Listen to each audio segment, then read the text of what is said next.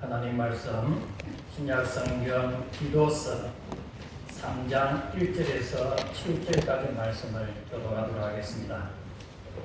신약성경 349페이지 디도서 3장 1절에서 7절까지 말씀입니다.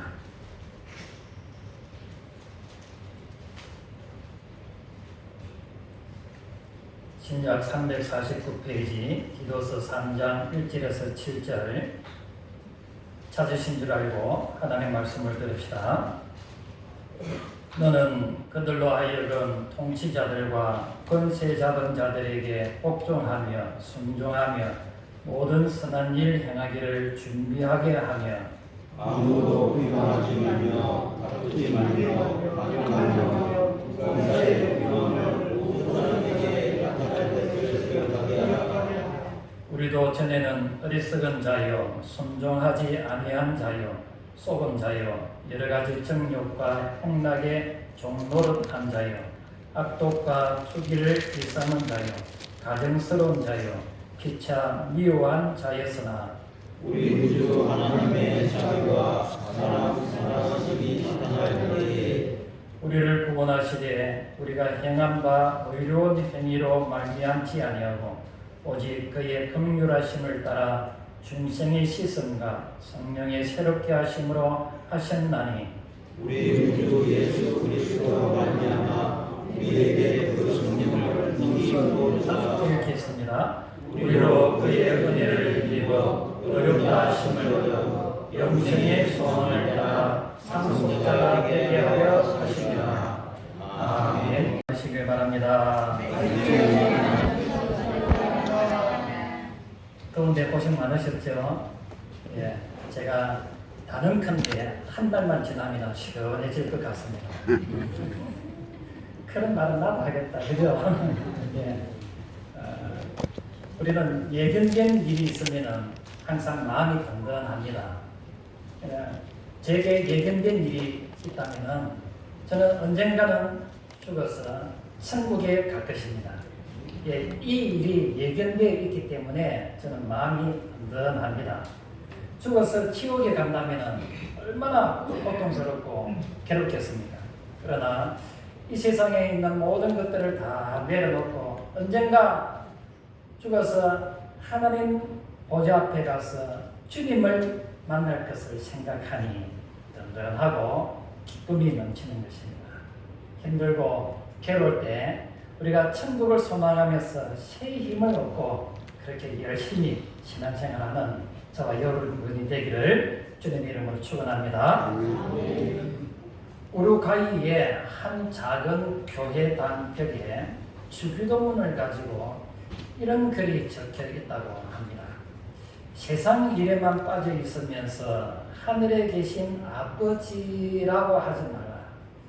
너 혼자만 생각하며 살아가면서 우리 아버지라고 하지 마라. 자기 이름을 빛내기 위해 안간 힘을 쓰면서 아버지의 이름을 거룩하게 하시며 라고 기도하지 마라. 물질 만능의 나라를 원하면서 아버지의 나라가 임하시며 라고 하지 마라.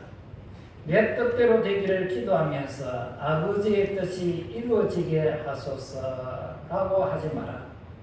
죽을 때까지 먹을 수 있는 양식을 쌓아두려고 하면서 일용할 양식을 주옵소서라고 기도하지 마라. 누구에겐가 아직도 노여움을 품고 있으면서 우리 죄를 용서하여 주시고라고 기도하지 마라. 죄 지을 기회를 찾아다니면서 우리가 시험에 빠지지 않게 하시고라고 기도하지 마라.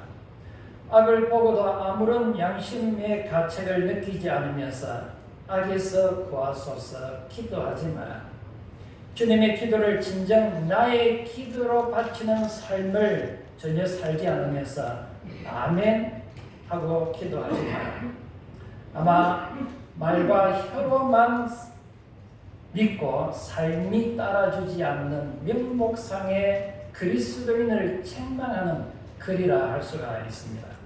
오늘은 디도서 마지막 장입니다. 먼저 1장부터 간략하게 정리를 하면 이럴 수가 있습니다. 이렇게 정리할 수가 있습니다. 1장에는 교회의 지도자가 어떤 삶을 살아야 되는가? 2장은 교회 안에서 성도들의 삶은 어떠해야 되는가? 오늘 본문 3장은 성도들이 교회 밖에서 세상 속에서 어떤 삶을 살아야 하는가에 대한 말씀입니다. 특히 구원받은 성도들이 세상에서 어떤 삶을 살아가야 하는가? 역사는 둘로 나눌 수가 있습니다. 예수님이 오시기 전과 예수님이 오신 이후 이렇게 둘로 나눌 수 있습니다.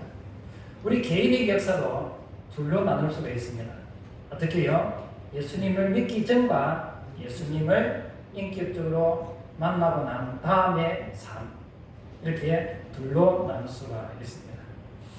교회는 나와도 예수님을 인격적으로 만나지 않으면 머리로 신앙생활합니다. 전에도 말씀드렸죠. 문화생활, 교양 정도로 생각하는 그런 사람이 있습니다. 그러면 이제 열정이 없죠. 신앙생활에 즐거움이 없습니다. 그러다가 예수님을 만나고 난 다음 어떻게 됩니까?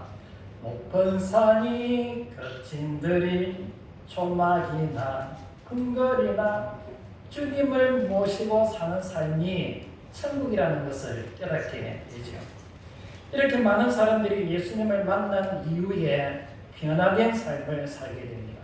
예를 들면 예수님의 12제자 중 한 사람인 마태는 세리였습니다. 로마법을 이용해서 동족인 유대인들에게 돈을 더 많이 뜯어내서 자기 호주머니를 채우는, 돈 없는 가난한 사람들에게 고리 대금을 빌려서 자기 부를 유지하는 그런 나쁜 사람이었습니다. 죄인이었죠. 그래서 죄인과 세리와 창기는 같은 선상에서 유대인들이 아주 경멸하는 그런 대상이었습니다. 그런 마태가 예수님을 만난 이후에 예수님의 제자가 되어서 새 사람이 되었습니다. 그래서 마태라는 이름의 뜻이 하나님의 은혜라는 뜻이죠. 하나님의 은혜로 구원받은 이 마태는 그 은혜를 잊지 않기 위해서 마태복음에 보면 자기 이름 앞에 세리라는 단어를 씁니다. 세리 마태. 마태만 그렇습니까? 오늘 우리도 예수님을 만나기 전에는 다 죄인이었습니다. 3절을 보시면은 우리도 전에는 어떤 사람이었습니까? 우리도 전에는 어리석은 자요, 순종하지 아니한 자요, 속은 자요, 여러 가지 정욕과 행락의 종노릇한 자요, 악독과 투기를 일삼은 자요, 가증스러운 자요, 피차 미워한 자였다라는 것입니다.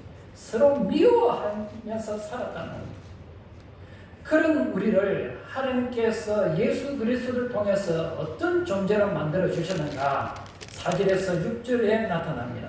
3절 끝에 보면은 피차 미워한 자였으나 4절 우리 구주 하나님의 자비와 사람 사랑하심이 나타날 때에 우리를 구원하시되, 우리가 하는 행동을 보면은 미움받을 대상이고 저 지옥에서 영원히 고통받을 대상이지만은 하나님의 자비와 사랑으로 우리를 구원하셨다는 것입니다. 그리고 5절 마지막에 보면은 성령으로 새롭게 하셨다. 옛 사람을 버리고 예수님을 닮아가는 그런 성화의 삶을 살게 하셨다라고 말씀하고 있습니다. 그러므로 오늘 우리가 이런 구원의 은혜를 받은 자로서, 성령 받은 자로서 어떻게 살아가야 되는가? 성령이 우리를 새롭게 하시는데 우리가 그 새롭게 하시는 그 은혜를 우리가 어떻게 따라서 살아가야 되는가? 오늘 본문을 통해서 세 가지로 말씀을 드릴까 합니다. 먼저 성령의 인도하심을 받아야 합니다. 미국의 저명한 미래교회 학자인 레너드 스위트 박사가 한 강연에서 이런 농담을 했다고 합니다. 청중 가운데 결혼한 지 25년이 지난 한 여성을 일으켜 세웁니다. 그런 사람을 찾아서 이렇게 세웁니다. 그러면서 하는 말이 당신은 사마리아 여인처럼 원래는 과거 5명의 남편과 살다가 지금은 6번째 남편과 삽니다. 이렇게 말했다는 겁니다. 누구에게요? 결혼한 지 25년이 지난 한 여성을 이렇게 세워놓고 굉장히 당황스럽지 않겠습니까? 그 여성에게 이 스위트 박사가 그 이유를 설명합니다. 남자는 5년 만에 이 치아 빼고 모든 세포가 다 새 것으로 변한답니다. 결혼한 지 25년이 지났으니까 같은 남자라고 해도 벌써 새로운 세포가 5번 이상 변했으니까 실제로는 다른 남자이니 벌써 5번째 남자와 살고 이제 6번째 남자와 산다라고 설명을 한 것입니다. 예, 우리 몸의 세포가 남성 70kg를 기준으로 해서 세포가 36조 개, 36조 개. 여자는 조금 적다고 합니다. 핵이 있는 유핵세포와 핵이 없는 무핵세포로 또 나눌 수가 있는데 아무튼 우리 몸의 세포는 일정한 기간이 되면 세포가 죽고 다시 교체 새로운 세포로 자란답니다. 이 주기가 학자들마다 또 관점에 따라서 다른데 짧게는 3개월. 그래서 병을 치료하기 위해서 체질 개선을 해라 이러지 않습니까? 체질 개선을 하는데 이 음식을 이 약을 먹으면 최소한 3개월 동안 먹어야 된다. 6개월 동안 먹어야 된다. 1년 동안 먹어야 된다. 그 이유가 세포가 완전히 변하는 그 순간까지 체질 개선을 하라. 그런 의미입니다. 그런데 그 사람은 같은 세포가 이렇게 죽고 새로운 세포가 되살아나면서 같은 변합니다. 근데 우리 속 사람은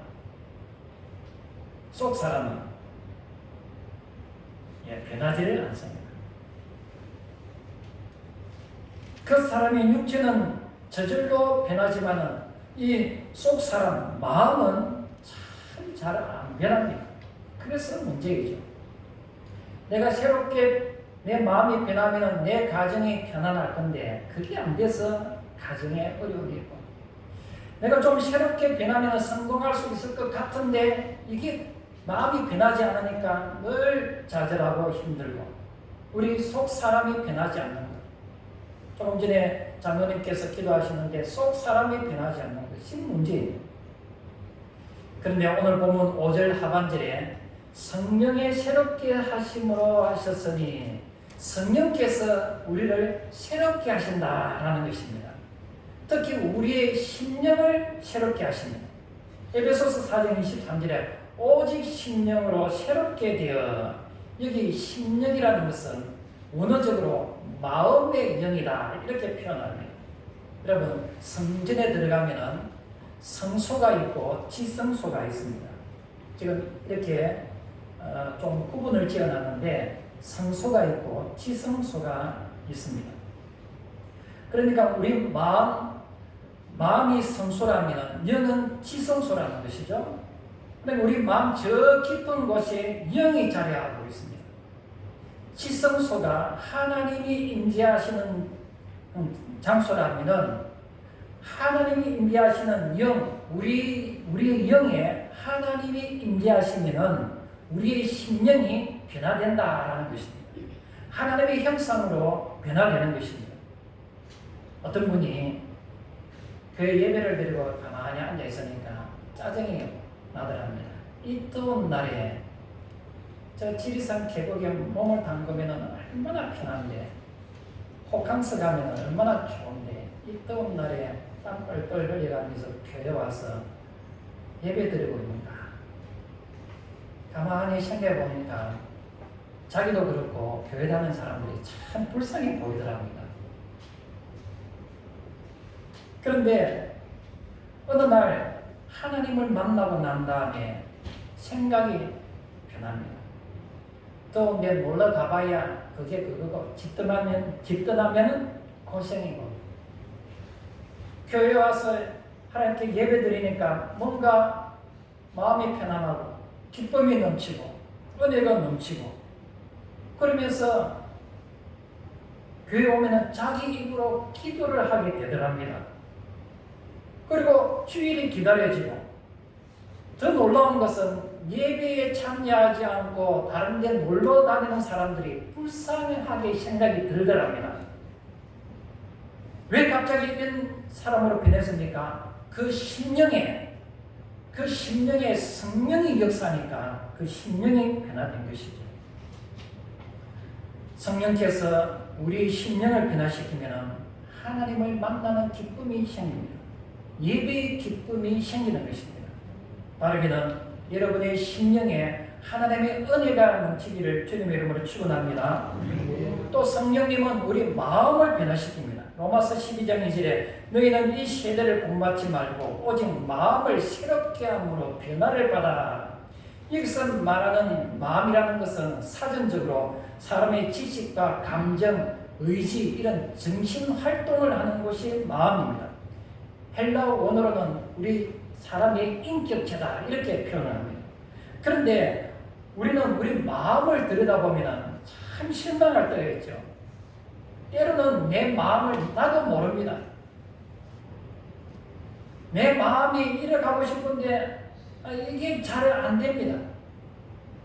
다른 사람을 용서하고 넓은 마음으로 품어주고 싶은데 이게 잘 안 됩니다. 그러면서 야, 내가 이 정도밖에 안 되나?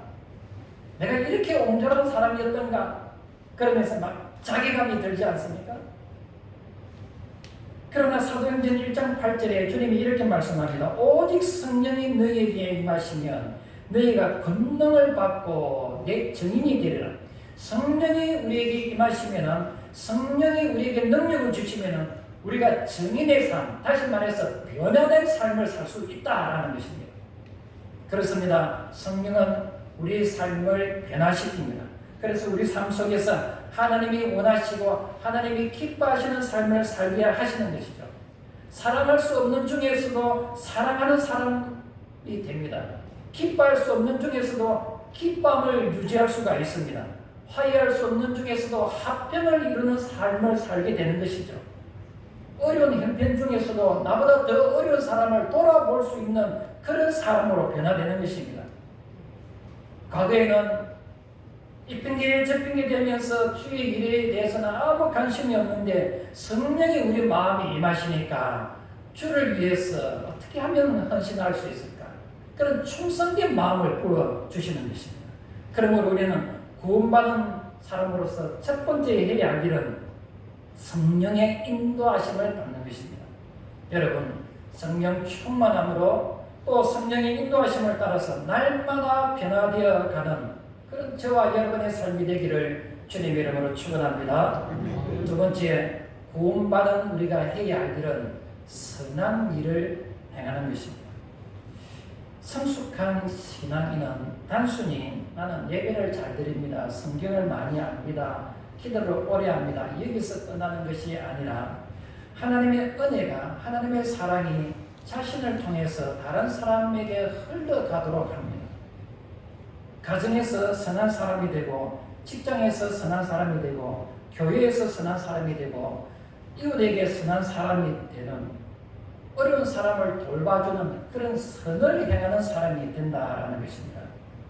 여기서 본문에 아주 중요한 단어가 있습니다. 준비하게 하며. 선한 일은 우연히 이루어지는 것이 아니라 준비된 사람이 선한 일을 할 수 있다라는 것이죠. 예를 들어 보겠습니다. 군인은 전쟁이 일어났을 때 그때 훈련하지 않습니다. 언제 훈련합니까? 평소에 훈련합니다. 평소에 열심히 훈련하고 난 다음에 전쟁이 발발하면 즉시 임무를 수행하죠. 소방관은 화재가 일어나기 전에 미리 소방 훈련을 합니다. 그리고 난 다음에 화재가 일어났을 때 즉시 화재 현장에 투입되어서 이 화재 진압을 하죠. 마찬가지입니다. 그리스도인의 선행도 평소에 훈련을 해야 됩니다. 준비를 해야 됩니다. 누군가 어려움에 빠졌을 때 즉시 사랑이 발생하지 않습니다. 평소에 사랑을 훈련한 사람만이 그 사랑을 실천할 수 있다는 것이죠. 누군가 나를 무시하고 나를 공격했을 때 갑자기 용서가 생기는 것이 아닙니다. 평소에 하나님의 사랑을 느끼고 그 사랑을 실천하던 사람이 어떤 문제가 생겼을 때 다른 사람을 용서할 수 있는 그런 넓은 사람이 되는 것이죠. 그러므로 우리는 선한 일을 즉시 행할 수 있도록 늘 훈련해야 되고 준비해야 합니다. 뿐만 아니라 모든 선한 일이라고 말씀하고 있습니다. 여기서 모든 선한 일은 8절 말씀처럼 아름다운 일, 모든 사람들에게 유익되는 일이라고 말씀하고 있습니다. 예를 들면 화재나 자연재해로 인하여서 어려움을 당하는 사람들을 있습니다. 그런 사람들을 돕는 일, 이런 일은 아름다운 일이고 모든 사람들에게 유익되는 일이지요. 선한 일입니다. 그러므로 우리는 교회 안에서만 머물지 말고 세상 밖으로 나가서 선한 일을 해야 한다라는 것입니다. 우리가 선한 일을 행할 때에 낙심할 수가 있습니다. 그러나 갈라디아서 6장 9절에 주님의 말씀합니다. 우리가 선을 행하되 낙심하지 말지니 포기하지 아니하면 때가 이름에 거두리라. 선한 일의 열매가 즉시 나타나지 않는다 할지라도 그 선한 일은 반드시 열매를 얻게 된다라는 것입니다. 사람은 기억하지 못해도 하나님은 기억하십니다. 사람은 알아주지 못한다 할지라도 하나님은 다 알아주십니다. 사람은 감사하지 않는다 할지라도 하나님은 우리의 섬김을 다 보고 계십니다. 그러면 우리는 선을 행하되 낙심하면 안 됩니다. 오늘 새벽에도 느헤미야서 말씀을 보았습니다.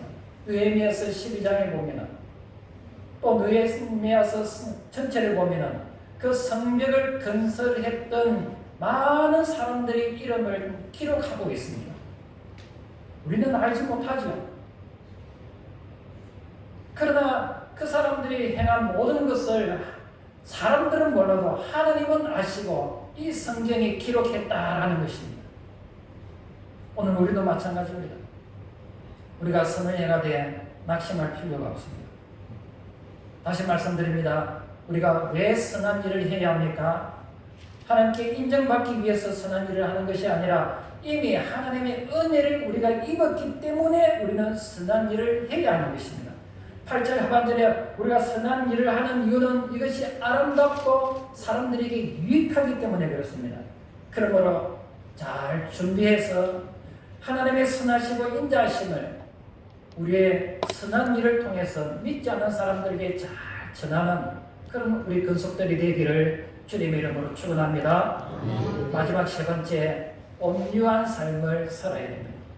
2절 중반에 범사의 온유함을 모든 사람에게 나타내어 나를 사랑하고 나에게 친절을 베풀고 나를 존중하는 그 사람에게만 온유함을 나타내는 것이 아니라 모든 사람에게, 여기 성경에 범사의 모든 일에 기쁠 때나 슬플 때나 내가 하고 싶을 때나 하지 않고 싶을 때 모든 일에 또 모든 사람에게 온유하라라고 말씀하고 있습니다. 나에게 잘해주는 사람에게 친절을 베푸는 것은 그건 인격의 수준의 문제입니다. 그러나 나에게 상처를 준 사람에게 온유한 반응을 나타내는 것은 복음의 능력이라는 것입니다. 다시 말씀드립니다. 나에게 잘해주는 사람에게 잘해주는 것, 그 세상 사람들과 하는 수준입니다. 그러나 우리는 복음의 능력을 힘입었기 때문에 비록 나에게 해를 가한다 할지라도 끊임없이 그에게 온유한 태도로 사랑으로 덮어주는 것이 복음을 받은 자의 삶이라는 것이죠. 흔히 온유하다 이런 말하면 말을 잘 못한다, 화를 내지 못한다 그런 생각을 하는데 힘이 없어 참는 것, 이걸 온유한 것이라고 말씀하지 않습니다. 온유하다는 말은 힘이 없는 것이 아니라 힘을 절제하는 것입니다. 화를 낼 수 있지만 사랑으로 반응하는 것입니다. 얼마든지 내가 그 사람에게 말을 해서 참 그 사람의 얼굴이 부끄럽도록 내가 하고 싶은 그런 모든 것이 다 있다 할지라도 내가 이 말하면 부끄러워서 미안합니다. 그 정도까지 내가 다 힘을 가지고 있다 할지라도 내가 참는 거죠. 사랑으로 참는 거죠. 그것이 온유함입니다. 주님께서 그렇게 하셨지 않습니까? 만왕의 왕이신 주님께서 모든 힘을 다 가지고 계시면서 자기를 조롱하고 희롱하고 심지어 십자가에 못 박아 죽이는 그 사람들을 향해서도 기도하는 그 온유한 모습, 그것이 우리가 닮아야 할 모습이라는 것입니다. 특히 온유함은 먼저 가장 가까운 사람에게 나타내야 합니다. 왜냐하면 교회 안에서는 온유한데 집에 가면 다를 수 있기 때문에 그렇습니다. 교회에서는 웃으면서 말하다가 집에 가서는 아주 날카롭게 쏘아붙이는 그런 사람이 있을 수 있습니다. 교회에서는 다른 사람 말을 잘 들어주는데 집에 가서는 배우자의 말을 탁 끊어버리고 됐다! 그죠? 온유한 태도가 아니죠. 교회에서 성도들에게는 친절한데 집에 가서 자녀들에게 배우자에게는 아주 무리하게 행하는 고민이 됩니다. 내가 과연 온유한 사람인가? 여러분, 내가 온유한 사람이다 아니다 이것을 판단하는 가장 쉬운 방법이 있습니다. 나와 가장 가까운 사람에게 어떤 태도로 말하는가 이것을 보면 알 수가 있습니다. 아니면 나를 가장 힘들게 하는 그 사람에게 어떤 태도로 대하는가 이것을 보면 내가 온유한 사람인지 아닌지를 확인할 수 있습니다. 내가 피곤할 때, 내가 괴로움을 당할 때, 내가 어려움을 당할 때에 가장 가까운 가족에게 어떻게 말하는지를 보면 그 사람의 신앙의 인격뿐만 아니라 그 사람이 온유한 사람인지 아닌지를 알 수가 있는 것이죠. 그래서 온유함은 먼저 말에서 시작됩니다. 2절 앞부분에 이렇게 말씀합니다. 아무도 비방하지 말며 다투지 말며 간용하는. 온유하지 않으면 비방하고 다투고 막 하고 싶은 말 자기 속에 있는 분노를 다 쏟아냅니다. 그러나 온유한 사람은 그렇게 하지 않는다는 것이죠. 상대방이 큰 소리를 내도 나는 큰 소리를 치지 않습니다. 상대방이 날카롭게 말할 수 있습니다. 그때 내가 나도 날카롭게 말하지 않는 것, 그것이 온유한 것입니다. 상대방이 나에게 상처를 주었을 때 똑같이 나도 상처를 줄 수가 있습니다. 그러나 그때마다 나를 낮추는 것이죠. 참는 겁니다. 말하기 전에 기도하는 것이죠. 주님, 내 입에서 나오는 말이 상대방에게 상처가 되지 않게 해주십시오. 이것이 온유함이고 이렇게 할 때에 예수 닮아가는 것입니다. 이 훈련을 계속해야 됩니다. 불신자들이 우리를 향해서 이렇게 말합니다. 불신자들이 우리의 화를 돋구죠. 불신자들이 우리의 화를 돋굽니다. 그래서 내가 참다 내가 3번이나 참았는데 쏟아냅니다. 그러면 불신자들이 어떻게 반응합니까? 교회 다니는 사람이 안 되는 것이죠. 신앙생활한 부부가 서로 싸웁니다. 그러면 부끄럽지 않을까요? 싸우는 것도 선이 있습니다. 정도가 있습니다. 부부간에 싸우는 것도 선을 넘으면 안 됩니다. 근데 막 속에 있는 것만 다 해놓고 기도 자리에 가보십시오. 기도 안 됩니다. 내가 이렇게 가증스러운 사람이라고. 그래서 오늘부터 실천해야 됩니다. 먼저 말하기 전에 멈춰야 됩니다. 화가 날 때 말하지 말고 10초 동안 멈추십시오. 그리고 기도하십시오. 주님, 내가 하는 말이 상대방을 살리는 말이 되게 주옵소서. 또 나를 힘들게 하는 사람을 위해서 기도하십시오. 온유함은 감정에서 시작되는 것이 아니라 기도로 시작됩니다.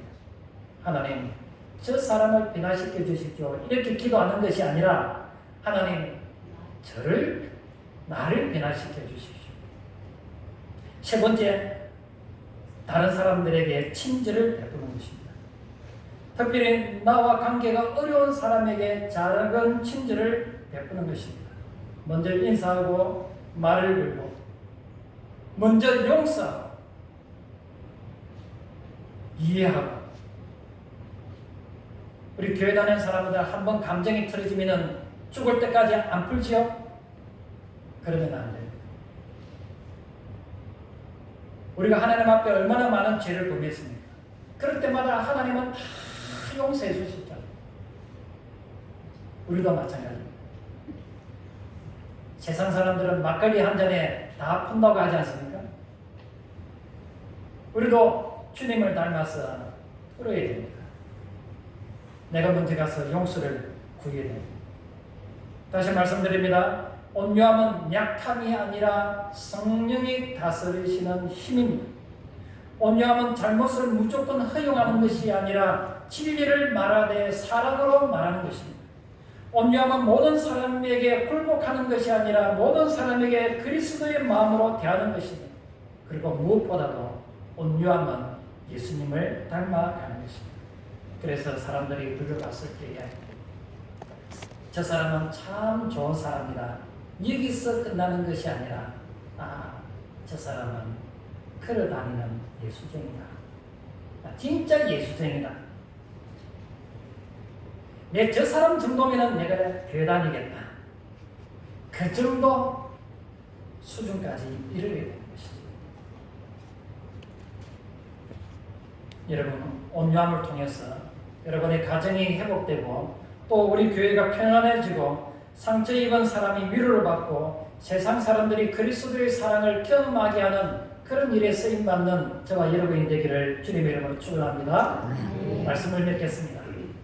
7절 하반절에 보면은 우리는 영생의 소망을 따라 상속자가 되었다 하고 말씀하고 있습니다. 우리는 무엇을 상속받았습니까? 천국을 상속받았습니다. 천국에는 온갖 보화로 가득 차 있습니다. 우리가 상상할 수 없는 아름답고 찬란한 곳이 천국입니다. 그런 곳에서 우리가 살게 될 것입니다. 그런 우리가 이 땅에서 살면서 세상 사람들처럼 찌질하게, 세상 사람들이 다 그런 것은 아니지만 찌질하게 비방하고 다투고 정욕과 행락과 악독과 투기를 일삼고 미워하고 아웅다웅하고 산다면은 얼마나 부끄럽냐 그 말입니다. 오늘 말씀을 잘 생각해서 하나님의 은혜로 구원받고 천국을 상속받은 자답게 명목상의 예수쟁이가 아니라 진짜 예수쟁이답게 이 땅에서 성령의 새롭게 하심으로 선한 일에 힘쓰고 온유함으로 하나님의 사랑을 증거하는 일에 힘쓰는 저와 여러분이 되기를 주님의 이름으로 축원합니다.